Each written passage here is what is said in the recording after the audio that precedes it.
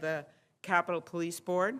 I'd like to start by thanking Ranking Member Fisher in the Senate and Chairman Stile. We are planned this hearing together. I even wore my red suit to show how bipartisan this hearing is going to be, as well as Ranking Member Morelli, who I've been glad to work with all of the members to plan this really important hearing to discuss the security of our nation's capital. I'd like to thank our colleagues for being here, as well as our witnesses, the members of the Capitol Police Board, who we will introduce shortly: Senate Sergeant at Arms Karen Gibson, Acting House Sergeant at Arms William McFarland, Acting Architect of the Capitol Cherie Rexroad, and Capitol Police Chief Thomas Manger. I'd also like to acknowledge that this week marks 25 years since the shooting of Capitol Police Officer Jacob Chestnut and Detective John Gibson, who were killed while bravely defending the Capitol on July 24, 1998. It is a sobering reminder of the importance of the work of the Capitol Police and that they stand with us. The Capitol Police Board is tasked with the critical work of overseeing and supporting the Capitol Police and coordinate the security efforts of your agencies to protect the Capitol and all those who work and visit here. This hearing is an opportunity to discuss the progress that has been made in recent years and the work that lies ahead. The members of the board have strived to make needed improvements in the past few years, since we had a major bipartisan. I know the House also conducted security hearings, but in the Senate with Senator Blunt and I at the time, as well as Senator Portman and Senator Peters, conducted a review of Capitol security. Similar work again at the House, and out of that came a number of suggestions and the legislation that provided for this hearing, which I understand is the first joint hearing, is this right, Chairman? Since like 1945 or something, came out of that report as one of the recommendations. Significant progress has been made to implement our 10 recommendations for the entities charged with protecting the Capitol. The majority have been put into effect. We've worked very well between the House and the Senate as well. Critically, the board has worked closely with the department to improve the handling of intelligence, prioritize operational planning, and ensure officers have training and equipment. We remain focused on how we can best support our officers who continue to stand every day. They don't just greet us, they protect us. In the past few years, these men and women have worked significant overtime and had vacations canceled while work has been ongoing to get the department back to full strength. We owe it to our officers and the work that they have done. I'd like to recognize the head of the Capitol Police Union, who's also with us back there. He's so shy and retiring. In the second row, Gus Papathanacio. I just like calling him Gus, who is here today and who has been a consistent and strong advocate on behalf of the rank and file members of the department. And I would note that Chief Manger, as the chief of this department, has hired 280 officers last year and is staying on track to keep with his hiring goals this year, which we truly appreciate.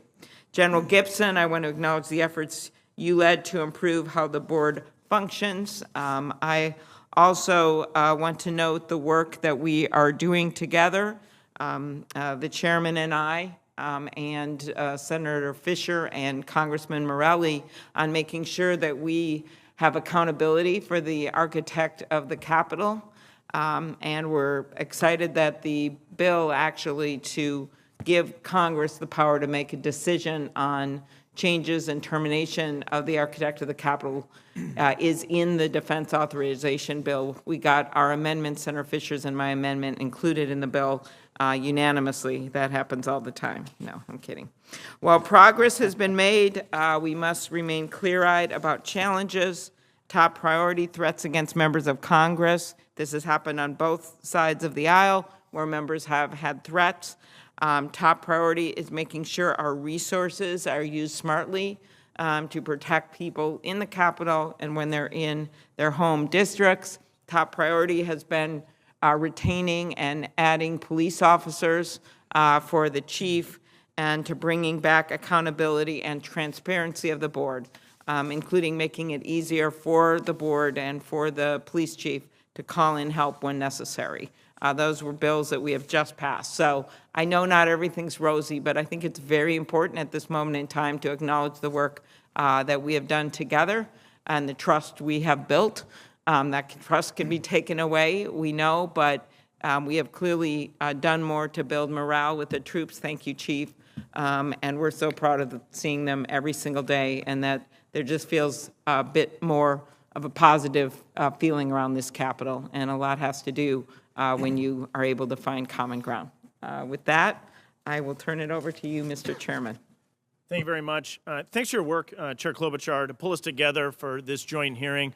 Thank the ranking member, Senator Fisher, and members of the Senate Rules Chamber, or Senate Rules Committee for hosting today's joint hearing in the upper chambers. I think of it as the smaller chamber, but nonetheless, we thank our ranking member Morelli and all the members of the House Rules or the House Administration Committee for joining as well. Today's hearing is historic in several ways. It's the first time in modern history that the full Capitol Police Board will testify before both authorizing committees. It's also the first time the board will testify before both of those committees in a joint session. And I'd like to start by recognizing, as Chair Klobuchar said, by recognizing officers Jacob Chestnut and Detective John Gibson, who lost their lives 25 years ago while defending our Capitol. As we remember their sacrifice, I'd like to thank all members in the department who work every day to keep members, staff, and visitors and their fellow officers safe. We must continue to work to support our officers and ensure they have access to important resources, like those provided through the Howard Liebengood Center for Wellness, which was recently established within the United States Capitol Police. Supporting our officers also means bringing transparency and accountability to the United States Capitol Police Board. The voting membership of the United States Capitol Police Board hasn't changed since 1873. Now, members of the board, all of you, are new to your positions within the last 2 years. This is a unique opportunity, a unique moment in time, where we have an opportunity, I think in particular, to depoliticize Capitol security. I'm concerned that historically speaking, security decisions have been influenced sometimes by politics and political considerations rather than security needs. I can give you a couple examples. The board previously signed off on assembling a fence around the Capitol despite no actionable intelligence. And on the House side, former board members allowed selective enforcement of magnetometers just off the House floor. And the House side remained closed for COVID-19 long after the Senate began loosening its restrictions. Let me be clear, security should not be political. As chairman of the Committee on House Administration, I'm committed to depoliticizing Capitol security and establishing greater accountability for the board. New board members have made progress towards increasing transparency and accountability, and I thank you for that. This includes closing the 2017 GAO report recommendations, establishing the quarterly board fora, and providing greater communication with its congressional oversight committees. I'm also encouraged that both the House and the Senate Sergeant-at-Arms proactively addressed some of our concerns regarding accountability and transparency in the written testimonies for today's hearing. Those are steps in the right direction, but there's still more work to do. As we work to increase transparency and accountability, the U.S. Capitol Police Office of Inspector General is an important tool in the toolkit. Congress has directed the office to make its reports publicly available. Last week, during a subcommittee on oversight hearing, the Office of Inspector General said that the board is stalling the public release of its reports. I'm troubled that the office lacks the independence necessary to conduct thorough and trusted analysis of the department. Overall, more must be done to ensure greater transparency, accountability, and depoliticization of the board. I remain concerned that there's been certain instances in which politics have seeped into the board, impacting its decision-making. We must seize this opportunity to make meaningful reforms to the board. The board should be focused on effective oversight of the U.S. Capitol Police and not the day-to-day management of the department. Ultimately, this is about giving the brave men and women of the U.S. Capitol support. This is ultimately about giving the brave men and women of the U.S. Capitol Police the support they need. Thank you, and I yield back. Thank you very much, Mr. Chairman. Thank you. And I now turn it over to my colleague in the Senate and friend, Senator Fisher. Thank you, Chairman Klobuchar and Chairman Stile, for calling this joint oversight hearing of the Capitol Police Board. And thank you, board members, for being with us this afternoon. I am pleased to be part of this historic hearing, and I look forward to more hearings in the future to improve transparency and open communication between the board and Congress. Board members, each one of you holds a pivotal role here at the United States Capitol. General Gibson, as the Senate Sergeant-at-Arms, and Mr. McFarland as the Acting House Sergeant-at-Arms, you're responsible for the security of the United States Senate and the House of Representatives. Ms. Rexroad, as the Acting Architect of the Capitol, you are responsible for the physical security and safety and infrastructure on our campus. Chief Manger, as the Chief of Police, you are responsible for the leading of the brave men and women of the United States Capitol Police Department. As members of the Capitol Police Board, you are all charged with working together to secure not only the Capitol campus, but any place where the work of the legislative branch is conducted. This responsibility is instrumental in ensuring that we, as members of Congress, can fulfill our constitutional and legislative responsibilities. It also ensures that our constituents have a safe and open access to their representatives here in Congress. You are a part of a long history, 150 years, of this board overseeing and supporting the Capitol Police in its mission of protecting Congress. Congress is the constitutional and legislative responsibilities of our government, and all Americans who interact with that legislative process must be safe. One of our goals here today is to understand how best to enhance coordination of your respective agencies to support those purposes. Recently, the board has navigated a number of challenges, including ever-changing physical and cybersecurity risks, evolving threat landscapes, and staff shortages. Congress has recognized these challenges and prioritized increased funding for the Capitol Police to aid it in tackling all of those issues. There will always be emerging challenges for the Capitol Police and this board to navigate, and I look forward to hearing today about how the board has put its resources to work and about other ongoing initiatives to improve and enhance the work of the Capitol Police. Thank you, Madam Chair. Thank you very much, Senator Fisher. Representative Morelli. Thank you, Madam Chair, and to Chairman Stile, Ranking Member Fisher, and all of my colleagues here who have come for this important bicameral hearing. And I want to thank members of the board as well. Of course, Acting Sergeant-at-Arms Bill McFarland, who I have a chance to work with each and every day. General Gibson, thank you for your leadership. Thank you, Chief Manger, for all the work you're doing, and I concur with members who have spoken to thank you for all of your work, particularly in the last couple of years, and specifically I'd like to thank the Acting Architect of the Capitol, who has a job I think you neither applied for or necessarily wanted, but you went into work one day as the engineer and left as the acting architect. So with great responsibilities, those that I'm not sure you ever expected to have, but I want to thank you for your commitment to this institution and to your service. I too, as my colleagues have, want to recognize the 25th anniversary, if you will, of the deaths of Detective Gibson and Officer Chestnut, who were killed in the line of duty.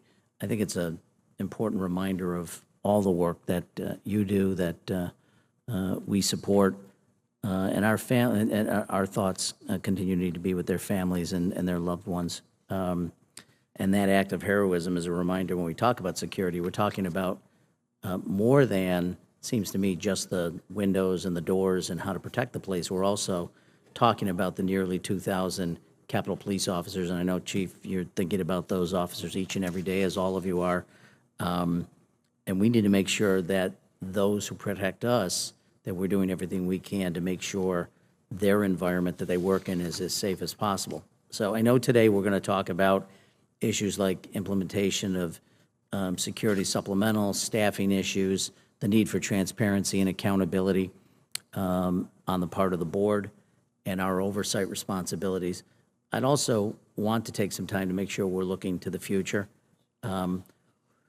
While the security landscape and the threat environment of the Capitol is constantly evolving, this is a particularly transformative moment for both security and law enforcement in general. I think we all recognize that. And I do want to focus a little bit, and my colleague, Chairman Stile, referenced this, the concept of wellness in law enforcement. And I think even the strongest, most physically fit officers cannot function effectively if they're not emotionally healthy, if they're not mentally healthy. And I'm glad to see the wellness program coming online and increasingly seeing it as a standard feature in law enforcement, particularly with officers who are trained, I think, to, outwardly have strength and project strength, and they do. And I think sometimes their willingness to acknowledge the challenges they maybe have mentally, emotionally, is something we need to continue to work on. So I recently had one of the most impactful meetings in my career. I met with Dr. Serena Liebengood, whose husband, Officer Howie Liebengood, died after the vicious attack by rioters after January 6th. And as Chairman Stile mentioned, he's the namesake of the Wellness Center in Congress. But I'm eager to learn more about the department's wellness programming, the board's role, and whether we're meeting the needs of the brave men and women of the Capitol Police. Along similar lines, I was pleased to see Capitol Police terminate the contract with what I think was an unqualified, unlicensed department psychologist. I appreciate the leadership in terminating that contract. I expect the incoming contractor to be appropriately credentialed and to refer officers in need of specialized care to the proper professionals to address those concerns. Also would like, and I know we're limited in time, but interested in how recent advances and increased commercial investment in artificial intelligence will impact security operations of the legislative branch. And I recently sent letters to the chief, the architect, and the House officers seeking more information on how they've planned to incorporate AI into their operations and how they intend to protect Congress from AI-related threats. I want to make sure Congress, in general, and the Capitol security apparatus more specifically, is prepared for both the opportunities and the threats posed by AI, and I look forward to working on a bipartisan issue with my colleagues on this exciting but at times precarious issue. So, and finally, no discussion of the future would be complete without addressing the fundamental mission of the Capitol Police as threats not just to members but to staff, to families, visitors remain historically high, and it's important that we focus on our role as a protective agency as opposed to a more traditional. So I'm grateful to have the opportunity to be in front of you. I want to thank all of you for your incredible service and look forward to the conversation. With that, I yield back. Very good.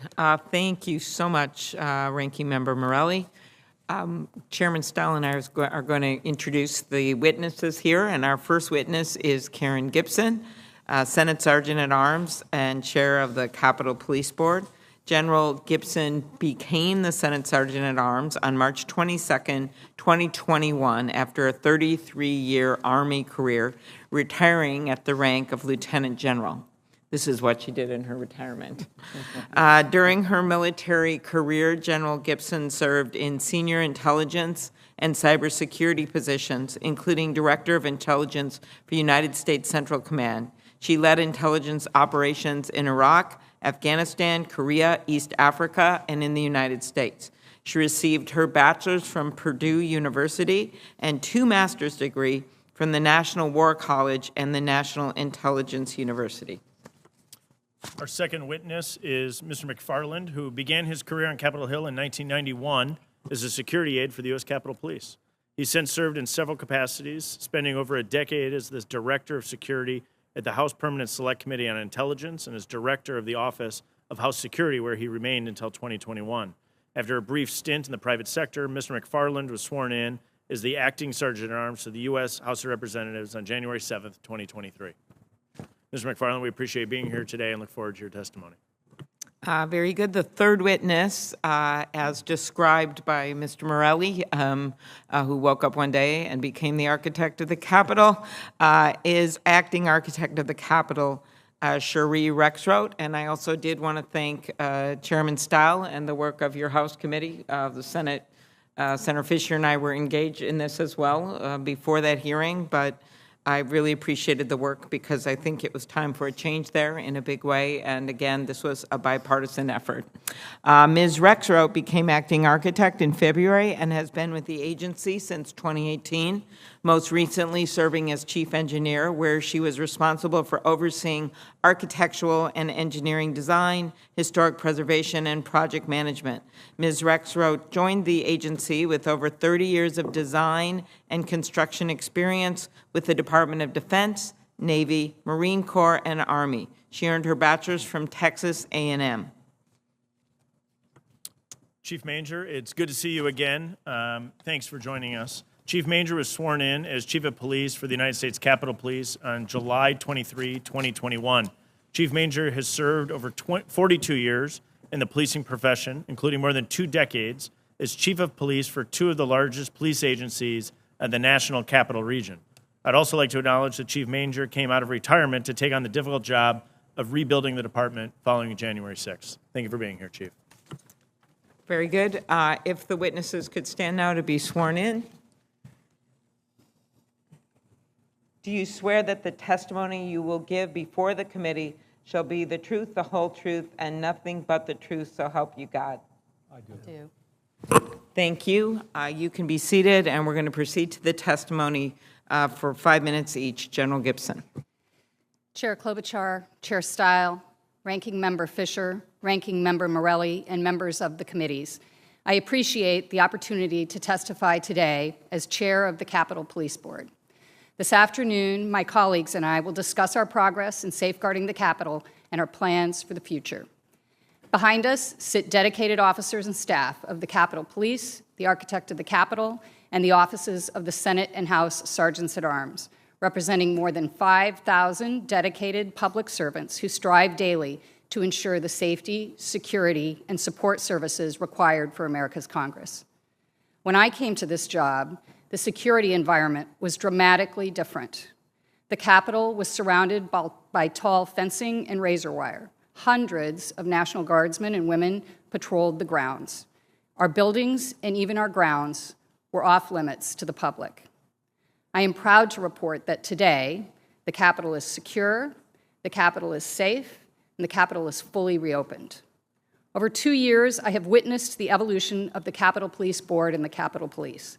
This nonpartisan group of security professionals is committed to understanding lessons of the past, to making steady improvements, and to pursuing innovations that enhance security. I assumed the chair of the board my very first day on the job in March 2021. At that time, our most critical and urgent task was to select a permanent chief. We sought a transformative leader who understood policing and the dedication and sacrifice required of law enforcement, and who would take decisive action to lead and reform a demoralized department. The board unanimously chose Chief Tom Manger, and I believe we chose well. I can vouch for significant improvements in the department's ability to plan for, coordinate, and execute responses to major events and security incidents. I have witnessed the development of a competent and professional intelligence capacity that informs USCP's daily activities. The department has also improved the way it equips, trains, recruits, and retains personnel. In coming months, I look forward to seeing the Chief's vision play out as we continue the department's reform and reorganization. Post-January 6 studies and reports also highlighted shortcomings in the board. As chair in 2021 and again in 23, it has been my priority to make the board more responsive, more transparent, and accountable. We have significantly reformed the way the board operates. We revised our manual of procedures and abide by it in our daily operation. We follow industry best practices and procedures in our actions and in our frequent communication with stakeholders. I am pleased that the Government Accountability Office recognizes our significant progress in implementing leading practices, having closed a long-standing open recommendation about board operations. We are working to close recommendations from 3 more recent reports and are committed to responding to such observations swiftly. We have also made great strides in transparency. For the first time, the board holds bicameral security forums at least twice a year with congressional leadership and leaders of our oversight committees. And for the first time, in at least 6 years, the board is clearing Inspector General reports for public release. Since May, we've formally released 4 reports, and 2 others are under review with more to follow. I have heard varied opinions on the Capitol Police Board's structure. The informed security decisions we make must be considered in an objective and responsive forum. The current board configuration provides such an environment, and I believe our composition is the appropriate structure for advancing the security needs of the legislative branch in an agile, objective, nonpartisan, and bicameral manner. It's been 28 months since I joined the Capitol Police Board when I was sworn in as the 42nd Sergeant-at-Arms and doorkeeper of the U.S. Senate. I am humbled by the tremendous mission I'm entrusted with and by the dedicated public servants who help me execute my responsibilities. I am very proud of the progress we've made to improve security at the Capitol. I take heart in our successes. I acknowledge the need for additional improvement, and I remain absolutely committed to enhancing the security of the Capitol and the safety of members, staff, and the millions of visitors who walk our halls. I must always thank the brave men and women of the Capitol Police dedicated to keeping us safe, as well as the hardworking employees of our respective staffs. Thank you for your continued trust and support and for the honor of serving our great nation in this capacity. I thank you again for the opportunity to appear and look forward to your questions. Yeah, I think, yes, Mr. McFarland. Chairman Style, Ranking Member Morelli, Senator Klobuchar, Senator Fisher, and distinguished members of the Committee on the House Administration and Senate Rules and Administration. Thank you for the opportunity to testify today at the first joint hearing on the Capitol Police Board. My testimony focuses on my objectives for the Capitol Police Board: oversight and accountability, innovation, and transparency. Not coincidentally, these values align with the objectives and strategic plan I've established for my own team at the House Sergeant-at-Arms. I believe that when the Capitol Police embodies these values, it functions at its best. Since starting as the House Sergeant-at-Arms in January, my first goal has been to increase oversight and accountability on the U.S. Capitol Police Board and working with my counterparts to reform the way we operate. At its core, the Capitol Police Board serves as an oversight body to the U.S. Capitol Police. The board focuses on strategic decisions and makes sure the U.S. Capitol Police identifies and takes appropriate operational measures to implement those decisions. Accordingly, the chief serves as that operational head of the U.S. Capitol Police Force. In accordance with this approach, the board is currently working on the chief's yearly review and establishing the goals for the upcoming year. In my role on the board, I will hold him accountable for fulfilling those goals and will support his team however I can. The board has also reformed the way it works with the U.S. Capitol Police Inspector General to increase oversight and accountability of the department. We've closely partnered with the U.S. Capitol Police IG to close IG recommendations, with a particular emphasis on those that were included in the flash reports after January 6th. In the spirit of transparency and as part of my office leadership in the U.S. Capitol Police IG Working Group, the Capitol Police Board has approved the public release, with appropriate redactions, of IG reports concerning the Capitol Police. We are actively working those additional reports.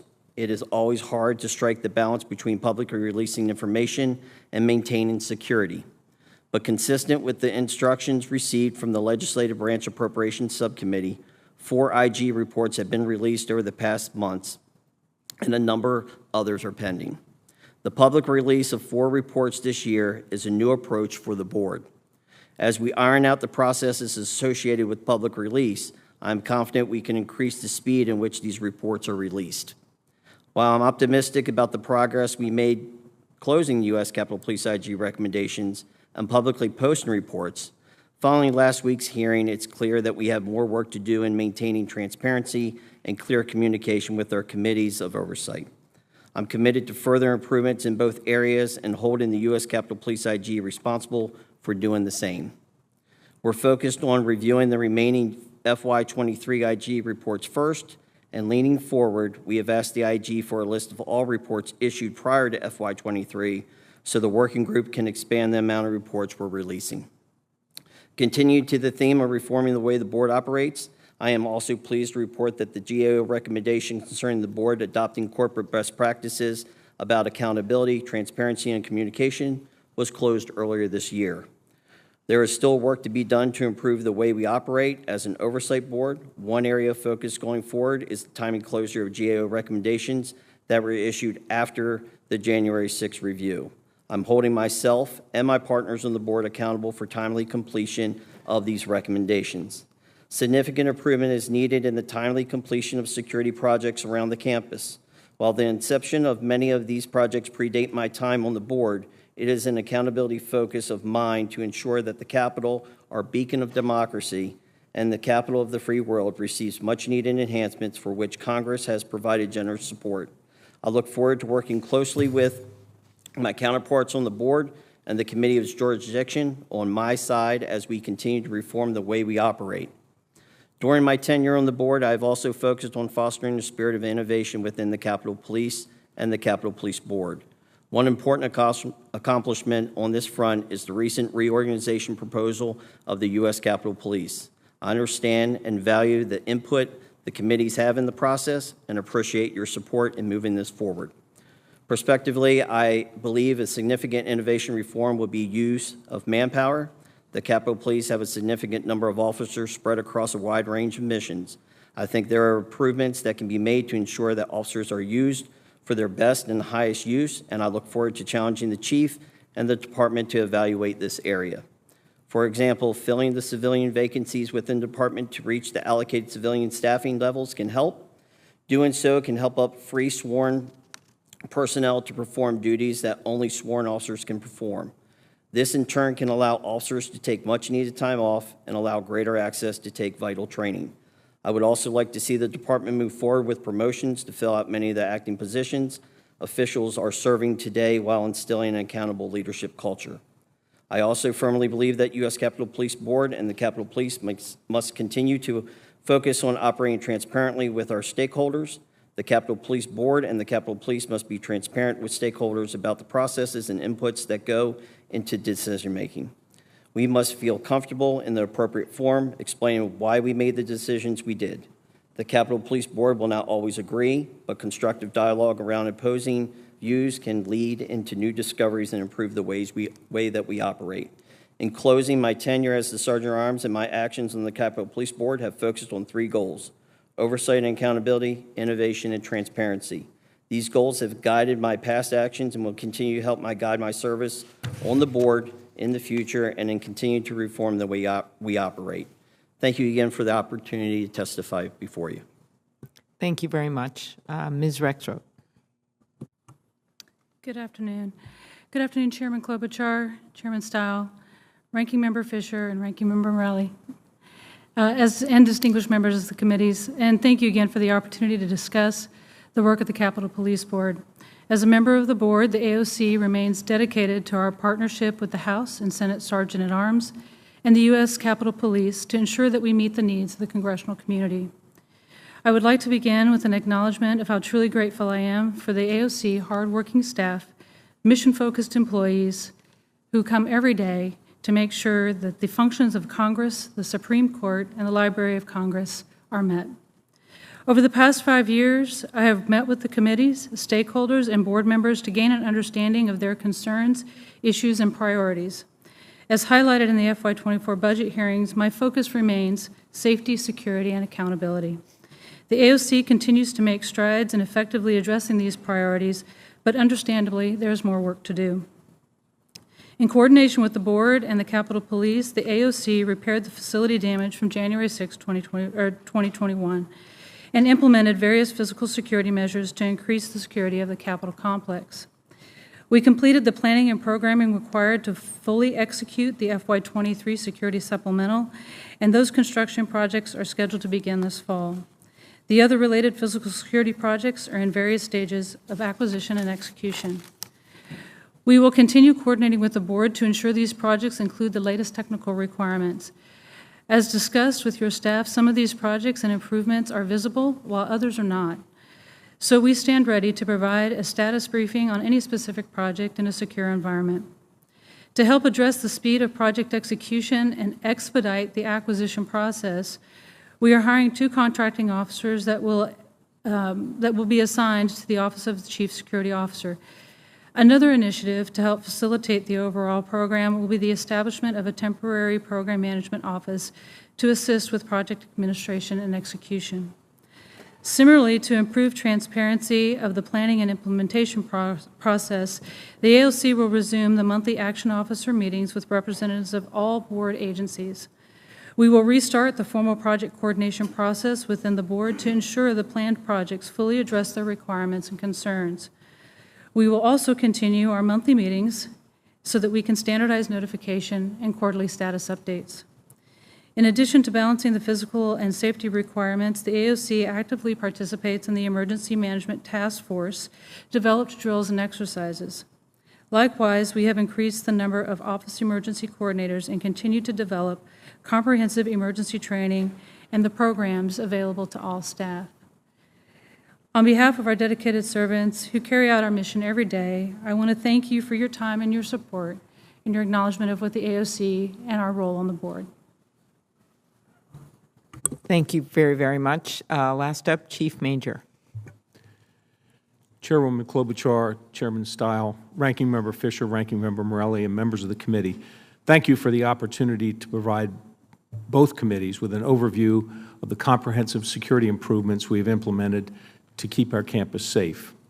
When I was sworn in 2 years ago, the department was in the midst of dealing with multiple Inspector General and committee after-action reports detailing the failures and improvements needed related to January 6th. However, far and away the most serious issue was staffing. The USCP was not only woefully understaffed to meet its mission, but it was also losing more employees than it was able to hire. To date, the department, with the support of Congress, has been successful in getting ahead of attrition, bringing on 549 officers since March of 2020.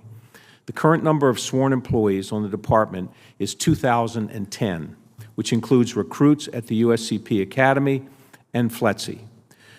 While still below the department's authorized level of 2,126 sworn officers, it has allowed us to reopen the campus and provide critical training for our officers. These staffing enhancements have allowed us to make substantial improvements to the department. It has enabled the USCP to stand up an intelligence bureau capable of collecting, analyzing, sharing, operationalizing, and disseminating intelligence. The department has implemented additional wellness programs and services, including the onboarding of trauma-informed employee assistance counselors and wellness specialists. We distributed new civil disturbance equipment to our sworn officers and ensured that the officers have received updated CDU training. We obtained funding for our Dignitary Protection Division to travel and protect members of Congress here and around the country.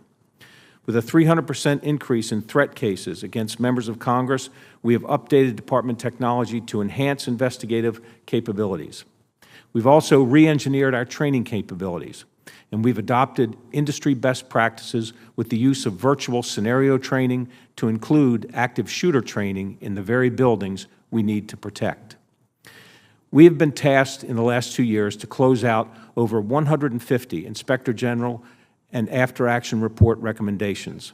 At the same time, we're developing and implementing a transformational change within the department.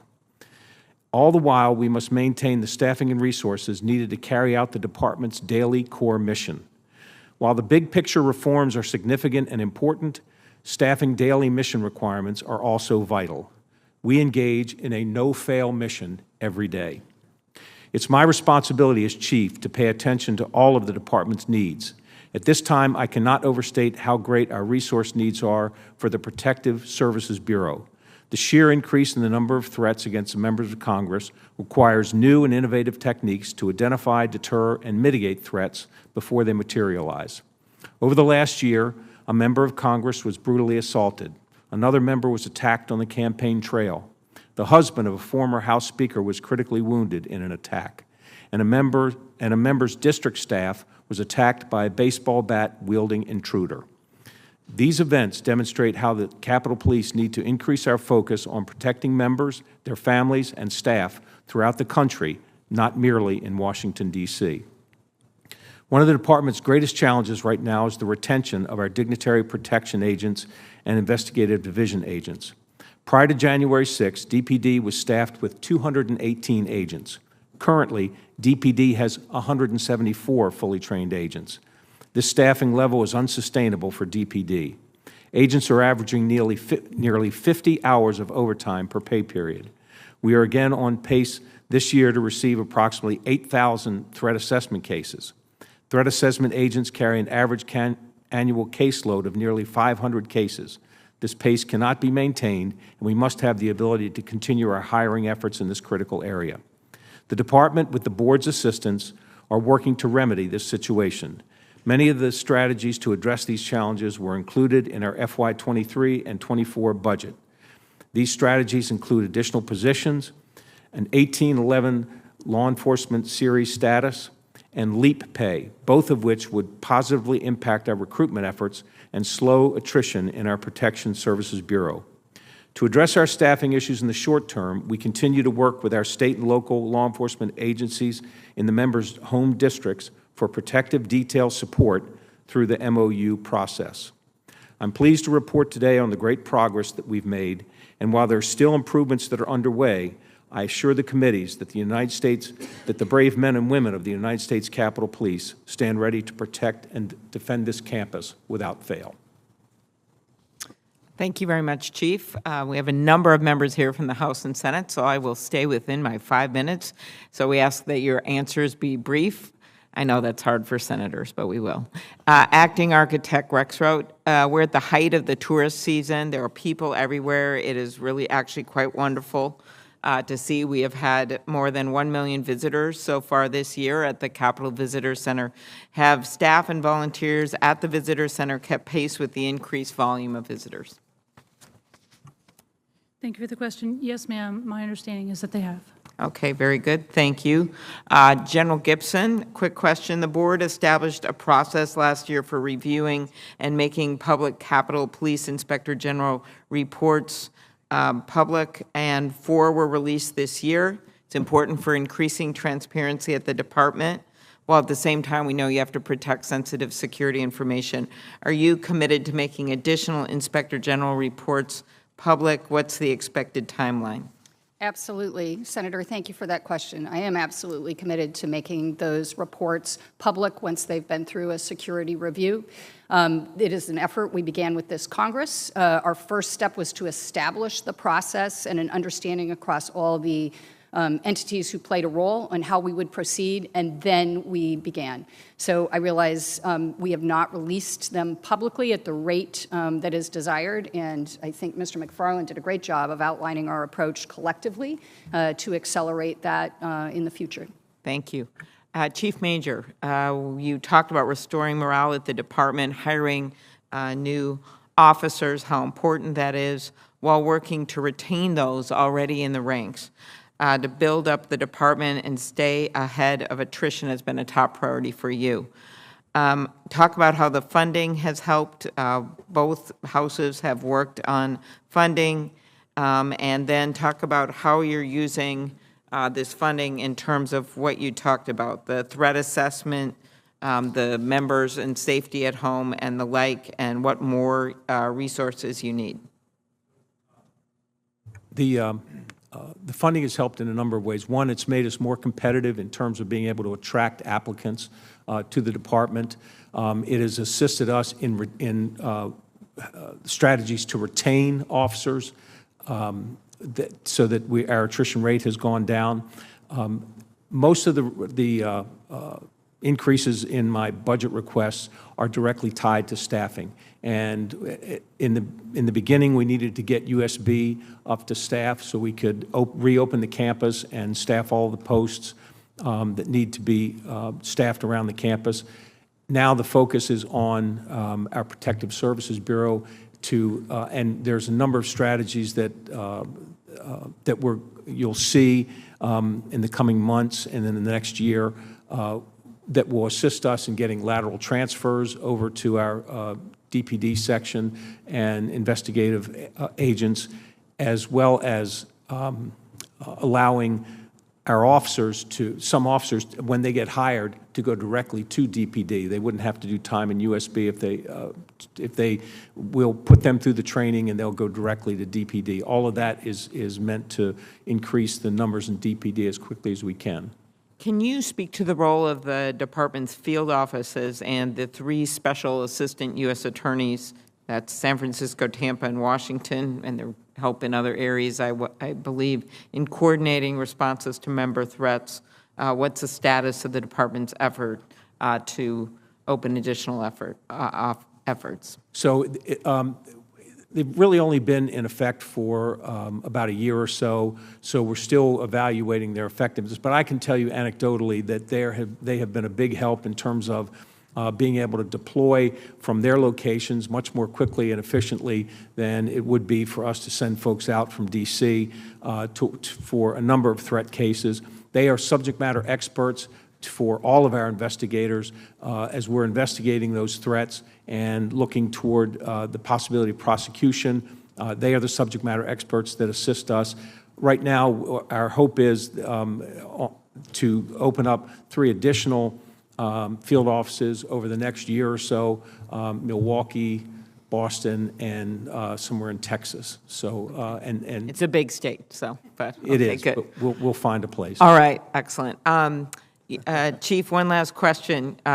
You talked about the proposed reorganization, and Mr. McFarland also mentioned it to help the department to carry out its mission. Could you talk about, have you gotten input and communicated with rank and file officers during the process? That's obviously important to us, to Gus, that rhymed, and to all those involved. Almost any decision I make is informed by my discussions with the rank and file and with the FOP. As I try not to ever pass an officer without stopping and talking to them for a few minutes, and you get a real idea of what their issues are, what their needs are, and that's how I quickly understood that the biggest issue that we face was staffing, for the reasons that you discussed earlier about holding people over and canceling days off, that we needed to get to a staffing level where that is not happening every day too frequently. Very good. Thank you. Chairman Stow. Thank you very much. I started with my opening remarks talking about one of my priorities is really to depoliticize Capitol security. And Mr. McFarland, I know you share this goal with me, and I want to thank you for your leadership in bringing greater transparency and accountability to the board. As you know, the U.S. Capitol Police Officer of Inspector General is required to make the reports public. You referenced that in your opening remark. As we noted, only 2 reports are made public prior to this hearing or in the near future. You obviously increased that and doubled it in the lead up to this hearing. Appreciate you making progress. Question for you, it was referenced you're building out a policy. Is there a written policy regarding the process for approving the public release of Inspector General reports, or is that an informal process that the board has? Sir, the way it refers that I think that the IG process works is the U.S. Capitol Police IG, after it reviews everything, it proposes redactions. It's sent then to the Capitol Police Office of the General Counsel, where they also take a look at it. They propose redactions. It's then sent to the Inspector General working group that we currently chair. And then this is where we either propose our own redactions or we ask for concurrence. It then goes to the Capitol Police Board. We vote on it, and then once we vote on it, then it gets published. And so in that voting, do you feel that the board then has the final say on making those publicly available? That the board does, yes. The board holds that, has the authority. Thank you, and I appreciate the work you're doing on that. Ms. Gibson, thanks for being here at the hearing as well. I think you'd agree that both the Senate Rules Committee and independently the Committee on House Administration have oversight jurisdiction over the United States Capitol Police Board, right? Of course. And you're currently the chair of the U.S. Capitol Police Board. For the most part, in the role of the chair of the board, is that mostly administrative, or is there any other practices that would be unique to the chair as all board members are voting equally, correct? All board members are voting equally. All board members have say and participate in deliberations. The role of the chair is largely administrative. It is, hosting the meetings typically held in our spaces. It is assisting with administrative requirements. It's setting the agenda. I have never known any time when a board member has been denied the opportunity to introduce an item to our agenda. Perfect. And do you agree that the Committee on House Administration has oversight jurisdiction over the chairperson of the board as it relates to the role of the board?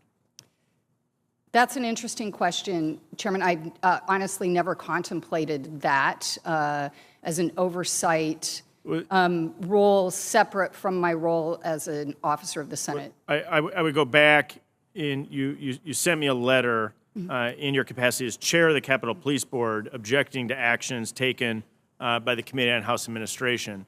And so I think this is a dialogue that we should have a little bit, but in the role as chair of the Capitol Police Board, I think the Committee on House Administration does have oversight. I understand we don't if it's in your role as Senate Sergeant at Arms. And so I'd like to insert to the record that the letter that you wrote dated June 6, 2023, signed by you as chair of the Capitol Police Board, making those comments. Let me move on, though.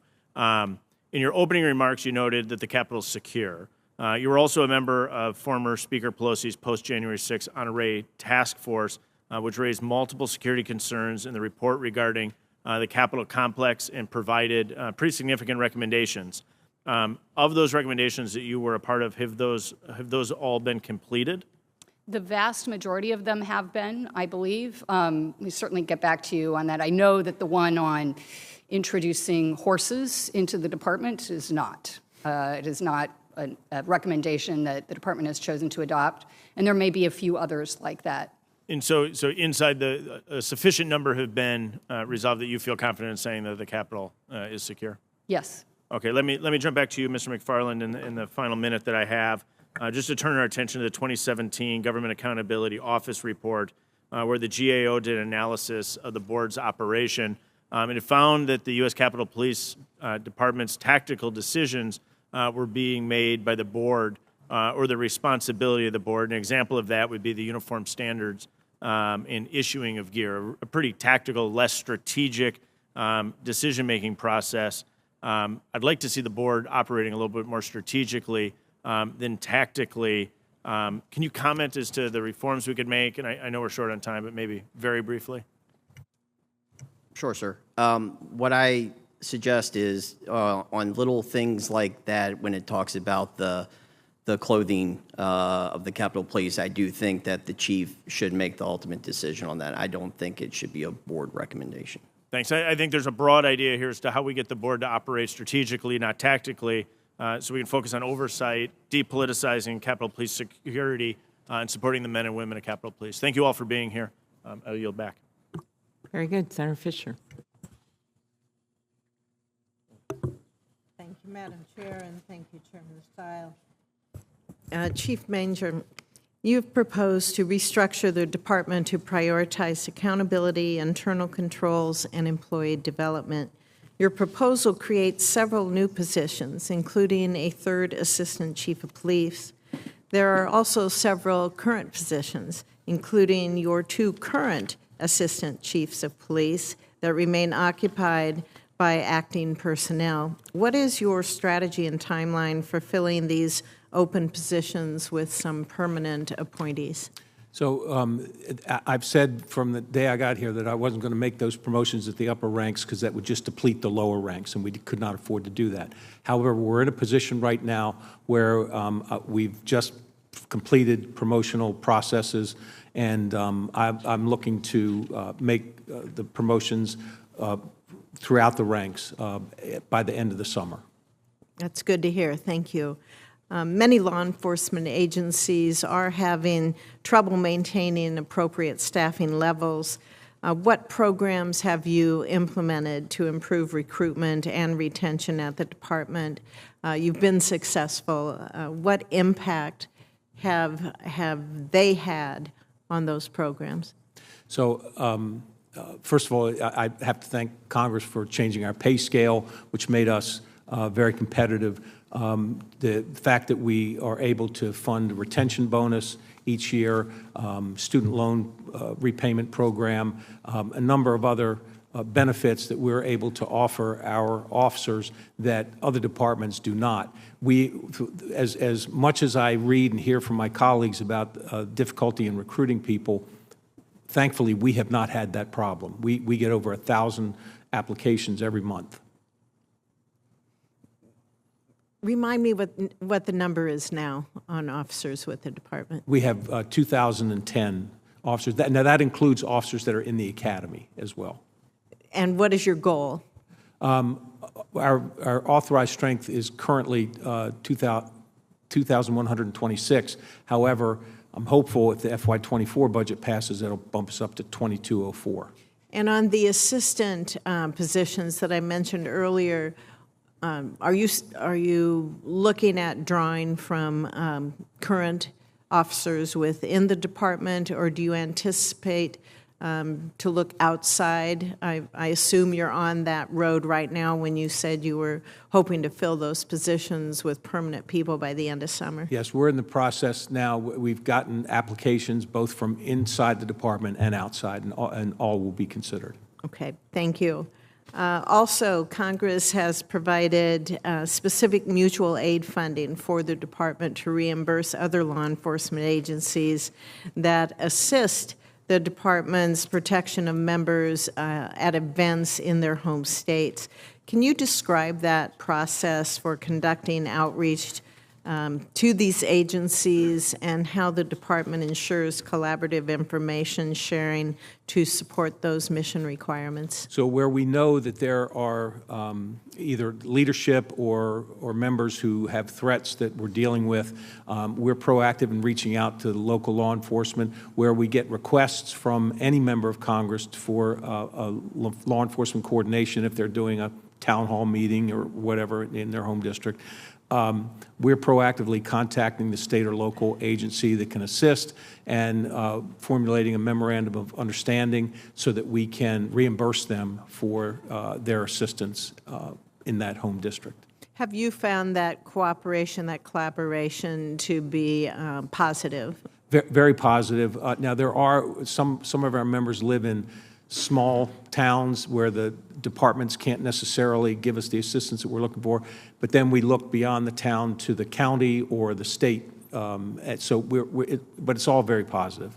When you look to the state, do you have pretty good relationship then with the governor's office, say? Has State Patrol been involved in this? Yeah, well, we go directly to the head of the law okay. enforcement agency, and yes, the cooperation is always very good. Okay, and this is for any member of the board to answer as we look at these threats against Congress and members of Congress. They're increasing, not just physical, but online and through technology that we use on a daily basis. So how are your agencies working together to mitigate cybersecurity threats that target the technology infrastructure of the legislative branch? General. I'll take that one, Senator. Great, As I think, as I'm responsible for cybersecurity in the U.S. Senate, as you know, and my House counterpart is the Chief Administrative Officer. We have a very robust and capable cybersecurity team within the Senate Sergeant at Arms CIO shop. They work closely. They have access to a number of commercial vendors to provide additional support. We collaborate very closely with the Capitol Police and the House Chief Administrative Officer on cyber threats, as well as the architect has some cybersecurity responsibilities as well. Together, we are working to enhance relationships with external entities like the FBI, DHS, and others who have access to sensitive threat information that does not readily make its way to the legislative branch. And while there's still considerable work to be done, I'm very pleased with the progress that we are beginning to make in that regard. Thank you, General. Thank you, Madam Chair. I now recognize Ranking Member Morelli for 5 minutes. Thank you, Mr. Chair, and thank you again to my colleagues. Thank you all. I want to start, if I can, Chief Manger, with asking a little bit about, again, emotional health and wellness. And I also want to acknowledge Gus Papathanos You know, I don't know, that's probably not, I'm not terribly good with Greek names, I'm a little better with Italian, but Gus, thank you for all your work. And Chief, thank you for your courtesies, having us over at the Operations Center and meeting with senior staff. I think it's helped me and my staff get a better handle when you're there and you're talking to people and you're able to ask some questions about operations. It certainly helps, at least for me, to take theoretical ideas and they make them much more tangible. But I wanted to go back to some of my opening comments, particularly around the wellness program you offer through the Howie Liebengood Center. Can you just give an overview from your perspective of how that's going and how the program's progressing? Well, I'm very happy to report, and I think this is the first time I've been asked about this at every hearing, but we have 16 full-time employees in the Wellness Center currently, and we're still building. It's an employee assistance program, it's a peer support program, it's a wellness program. We have trauma-informed counselors, so we can deal with PTSD problems for the officers. We've also provided critical incident stress management training. 114 of our employees have taken advantage of it. We've got 87 more that are signed up to take that training. So we're going to have folks, peer support assistants, all throughout the department. But our wellness program tries to address, we've looked at what's working around the country at wellness programs, and we've tried to get these best practices to make sure that we're addressing all of the needs that our department has. But we're also doing a formal needs assessment where we will hear from everybody in the organization about what they would like to see. So this is informing us as we continue to build this program. And if you're having interaction with officers and members of the force, what's the feedback been from your perspective? Are there things that they would like to see that you haven't been able to do yet, or is being received well? I mean, you just get a sense for how the members are dealing with it. It runs the gamut. I mean, you've got some officers that say, you know, I want to get in better shape physically. I want to improve my nutrition. You've got other officers that are dealing with very difficult emotional problems, some at home, some to do with work. So it's just a matter of having all of those services available to folks. Is there access 24 hours a day? I don't know how it works in terms of, I mean, if a member's having a crisis, middle of the night, is it open? Can they access it? You know, I'm fairly certain there is, because we certainly, when we need someone from the Wellness Center, we can get them 24/7. So that certainly will be part of the way we operate. I don't know if we're there yet, but it certainly is the goal. So, in terms of recruits, do they receive wellness training when they're at the Federal Law Enforcement Training Center? Do you know if that's part of the? It is. It's just basically an introduction course. We talk about the importance of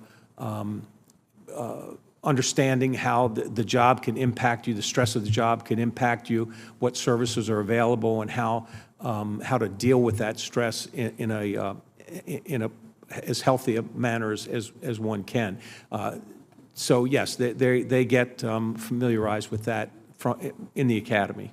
Yeah, I'd love to continue to be supportive of that, and if there's other things that we ought to be doing, would love to have that conversation. Just to shift gears, earlier this month, a federal judge in the case Missouri versus Biden issued a pretty wide-ranging preliminary injunction restricting the government's communication with social media companies that bars the executive branch from engaging with platforms on content moderation issues, with a few exceptions.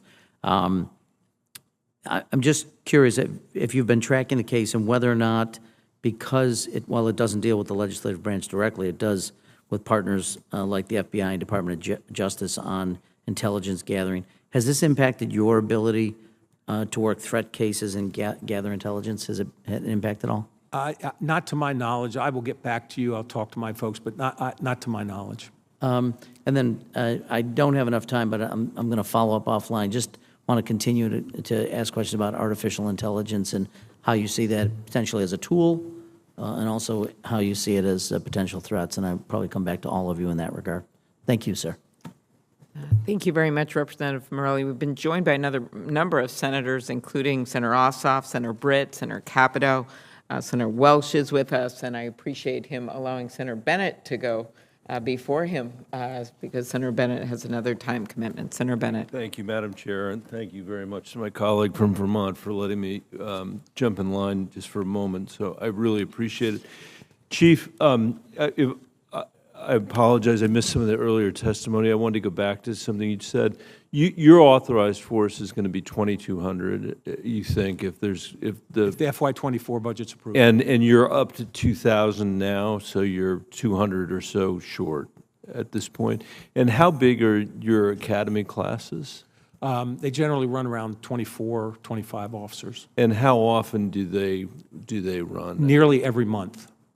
So how long do you I mean, if you're able to fill those classes, how long do you think it's going to take you to be able to get to that authorized force? You know, realistically, we seem to, in the last few years, we've seemed to get about 100 head of attrition each year.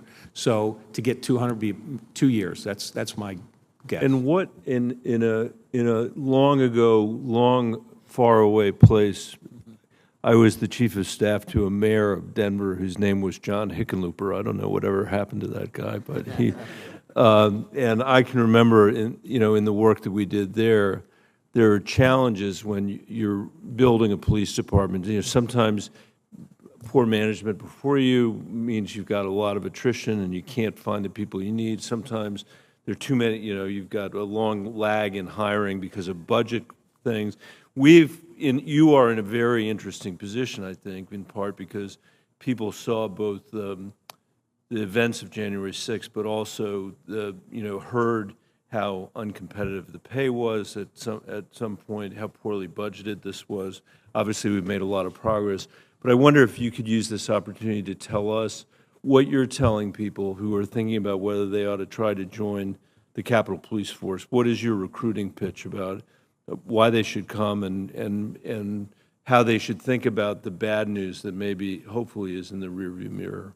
Well, there are a lot of ways to serve your country, but this is one of the finest ways to serve your country by serving with the Capitol Police. And people truly get a front row seat to history. And this is not, I've worked and grew up in 2 other police departments, right. and that were very different from this police department. And there are a lot of folks that this kind of job, the protection part of it, the service to their country, being in this historic campus, it appeals to them. And I think we've been blessed to have no trouble getting people to apply. And do you think, and you mentioned earlier, I just want to underscore for people who might be listening that the compensation now is competitive in ways that it wasn't before.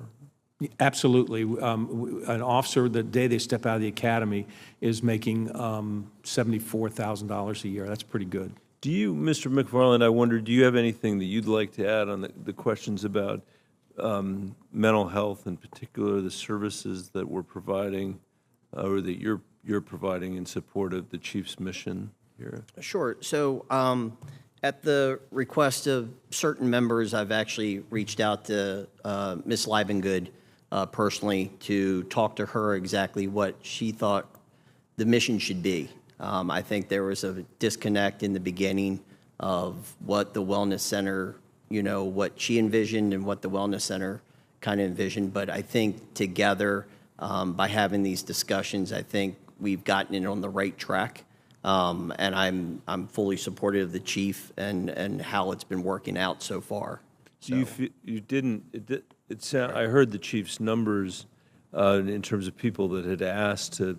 Those sounded a little bit lower than I might have expected, given everything that we've been confronting. And I wonder if you have any reaction. No, I think 16 people right now for starting it out is adequate. I'd like to see the numbers go higher, but I think it's trying to find out a good baseline of where we are right now. Okay. And I just have 30 seconds left, so that's lucky for you, Ms. Gibson, because I was going to come to you with a question, but let me make an observation. When people come from Colorado, I think it's really important for them to feel like these buildings are accessible to them. And there are entrances that have been closed, some of it after January 6th. Some of it, I think, goes back to the sequester, the budget stuff several years ago. The one that drives me craziest is the second floor of the Russell Building, where, you know, that entrance says, it's huge block letters, entrance closed, which for many people is their first view of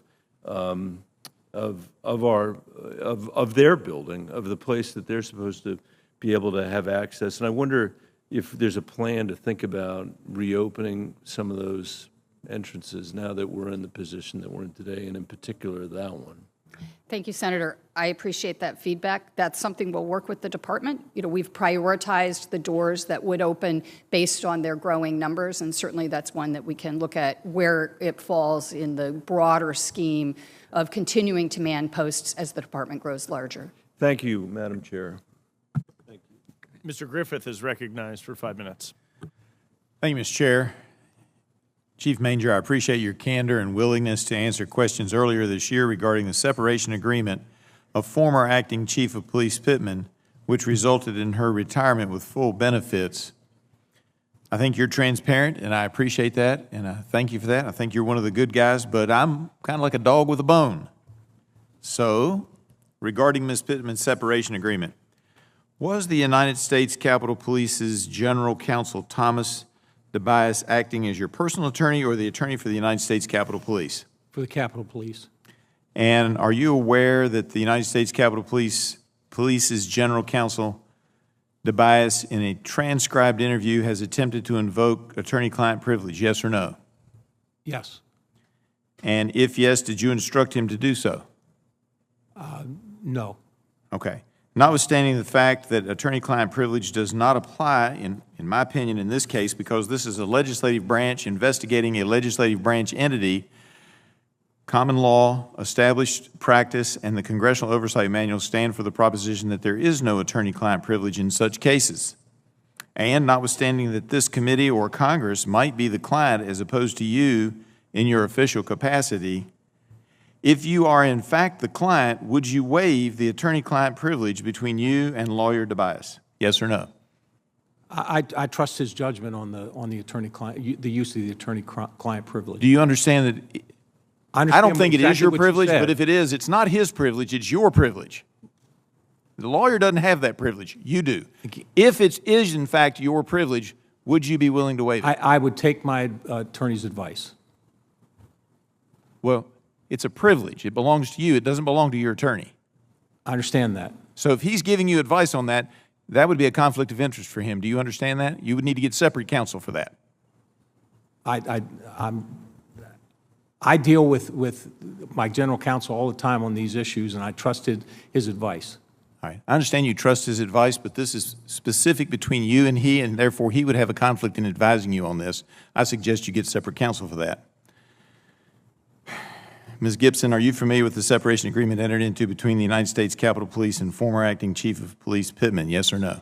I am familiar with that. But you were not involved in that discussion, as I understand it. From That's correct. The good chiefs has told us that before. Right. The board was not aware of that agreement until the testimony before this committee. Okay. And have you all as a board discussed this separation agreement after the fact? Have you all had discussions regarding this agreement and how it came about? We have. And have you had those discussions with Attorney DeBias? I don't recall Mr. DeBias being part He of was not privy to those discussions. No. Was Chief Manger privy to those discussions? Yes. I mean, we discussed this at a board meeting following. And did he discuss with you the attorney's advice that was given to him? That I do not recall. I actually think it was, our discussion was more, while we see the management of personnel within the department to be within the chief's purview, back to the tactical versus strategic, it was a significant event that we would have appreciated knowing about in advance. Okay. And that was really the extent of our Same questions to the other two members. Did you all ever have any discussions with Chief Manger about his discussions with the attorney DeBias? No. Okay. And so my concern is that policy was changed, and that may or may not have been appropriate. That's another issue which Chief Manger got a legal counsel on. He's a good guy. I'm not fussing at him.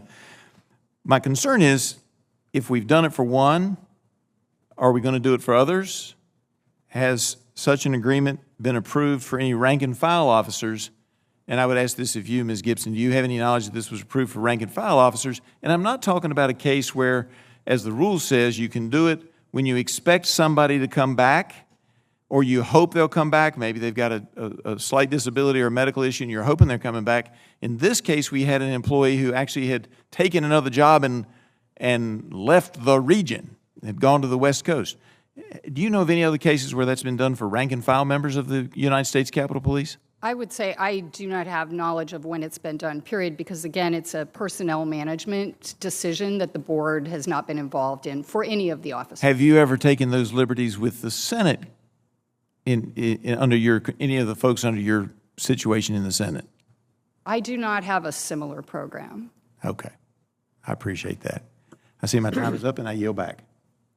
Very good. Next up is Senator Welsh, who spent a lot of time with the House in the past and is now back in his capacity as a senator.